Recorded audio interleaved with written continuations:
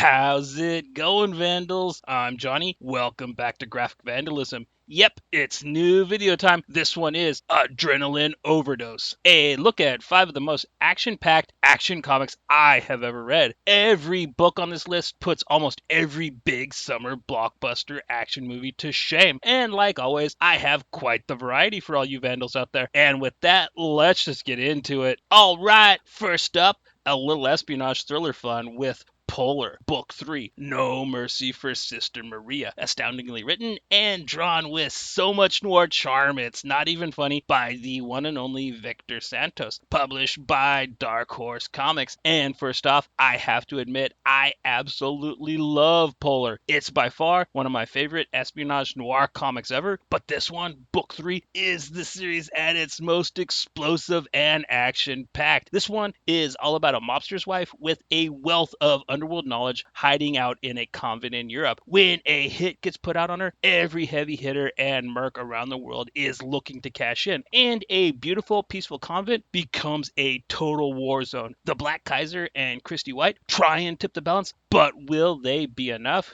Well, read the book for yourself because it's pure fire, and I love that Santos has added a little more color to his limited color palette for this one. I really cannot recommend Polar highly enough, yo. Nice. Now, let's keep it moving right along to Bambi and Her Pink Gun, chaotically written and drawn with total punk rock flair by Atsushi Kaneko, published in English by Digital Manga Publishing. And wow, my favorite filmmakers in the world are Takashi Miike and Sion Sono, and Bambi is like something that exploded right out of their wheelhouse, as this book just bleeds wonderful absurdity, and it's not afraid to take its story to the oddest places imaginable, and totally kicks your ass the entire time. The story for this one is all about a punk girl named Bambi who rescues a child she calls Pampy and protects him from a diabolical rock star called the Gaba King. This puts a huge target on her head, and every odd villain and thematic gang Japan has to throw at her is coming after her, and one by one she pulls their card. This book is just too much fun and is the kind of manga I really want more of. On the real, just check this out. You will not regret it, yo. Right on. How about now we hop on over to Epic Kill, starkly written with just amazing, beautiful art by Raphael Ainko, published by Image Comics. And I really do not know where to start with this one. It's just truly marvelous in every way possible. My favorite aspect is the way it depicts the idea of the pain of a person deciding to build their whole life around the worst thing that has ever happened to them, and also the way it shows the pain and emptiness in revenge. The story for this one is all about a girl named Song and her mission of vengeance as she goes after the man she holds responsible for destroying her life. The neat thing about this book is as Song fights her foes in the real world, we also get to see how she personally processes what's happening in an imaginary dreamscape, and the further the book goes, the more we see everything in her way. It makes for one heck of a reading experience, yo. It's kind of like the action movie version of Phantasm in a way, but on the real. I completely love this book and think it's a total must read for anyone and everyone, so check it out, yo. Sweet. Now, let's take a peek at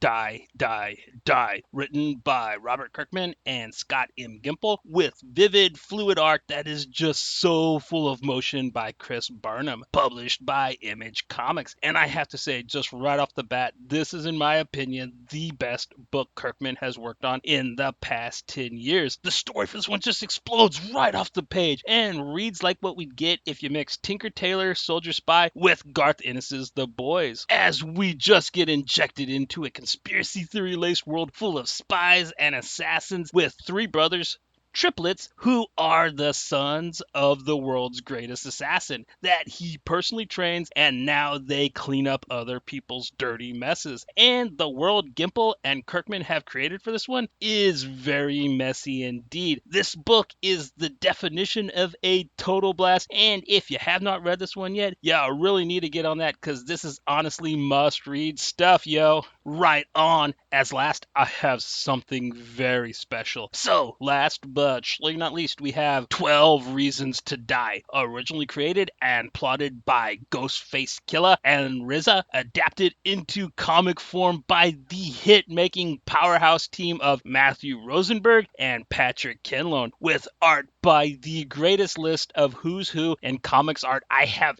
ever seen working on one book, consisting of, but not limited to, Toby Cypress, Ronald Wimberly, Ryan Kelly, Tim Seeley, and Riley Rossimo. Published by Black Mask Studios, and dang Vandals, I really didn't believe this much epic could fit into a comic. But here it is. It actually does exist. We have crime drama, hip-hop, Italian giallo horror, and the Wu-Tang Clan all in one amazing and beautiful package. And every odd element fits together and just works perfectly together. There is just so much going on and so much story to this one, but at the same time, the action never lets up. It's like rapid fire machine gun action with so many influences and so many styles to it. I really cannot put into words how much I love this comic, or how much all of you need to go out and buy and read this comic right now. This is something anyone who is a fan of both comics and music should totally own, so just check it out, yo. It's so good. Well, Vandals, there you have it. That was Adrenaline Overdose. And I really hope you enjoyed it, or at least learned about a few new books from it. I'd love to see more comics like this in the future. So please let me know what are some of your favorite action-packed action comics are in the comments down below, because I love recommendations. But for now,